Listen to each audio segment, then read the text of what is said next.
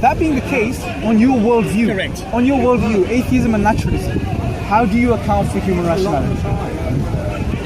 And I'll keep asking you that question because I'll keep responding from a naturalistic point of view. And the moment I speak to you, you are claiming I'm using science. Well, no, you yourself. Open my mouth. I'm using science in your view. You yourself have told me that what you're saying. You're asking for an explanation. Well, obviously you don't have an explanation. And I'm giving you one, and you are claiming that it's a scientific explanation. Yes, and you admit that. Yes. Exactly. So what's the if you admit what I'm saying is the case, then why are you? So I'm using a scientific, and you are presupposing that God exists and did it for you. Let's move on to the scientific point now, because we're not getting anywhere. You obviously don't have an explanation from I told you from a worldview. It's not acceptable to you. You've given me yours, which you've presupposed. So everyone can see the point I was making. You obviously didn't understand that point. But that being the case, obviously now, I'm going to assume this because you haven't given me an answer. According to your worldview, you don't have an answer to human rationality and truth-bearing faculties. Anyway, let's address your scientific contention.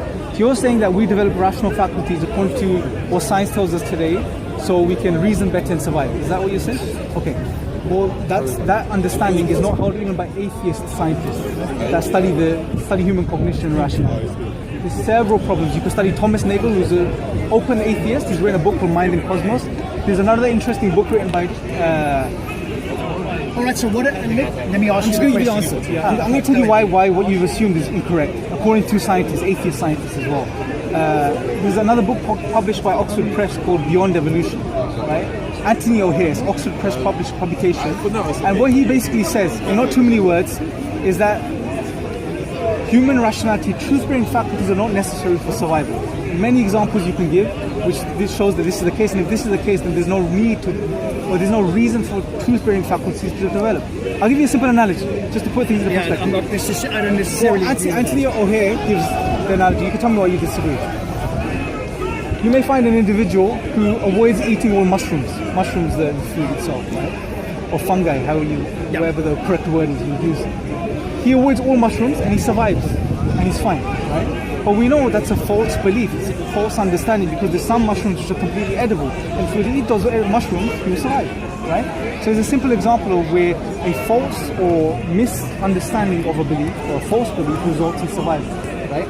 Also, interestingly, it's a very detailed point, but the book Beyond Evolution makes a very interesting point. He says, evolution is concerned with the most simple process you can implement as a faculty which would lead to a certain outcome, which is survival, right? Now, when it comes to survival, understanding the world around us or a situation, take a predator in a survival situation or an animal in a survival situation. Now, for him to calculate his environment, his surroundings, and the situation, and the nature and truth of the situation will take too long. It's a very complicated process. Instead, what's a more of an easier, viable option is for a organism to basically be given a cue or a signal or some sort of color. Maybe that may be seeing a color, it may be seeing some sort of flash or some sort of signaling which will allow him to react and to run away or survive. So that clearly demonstrates that truth-bearing faculties are not necessary from a survival perspective. False beliefs are completely adequate in resulting in survival. According to the science, not all the time, isn't it? Of course, but this is the point. If sometimes false beliefs can result in survival, sometimes true beliefs can, then there's no need for a faculty which is truth-bearing, which is purely concerned with truth, to develop from an evolutionary perspective. Because that's not concerned with truth, it's concerned with survival. It's two different things.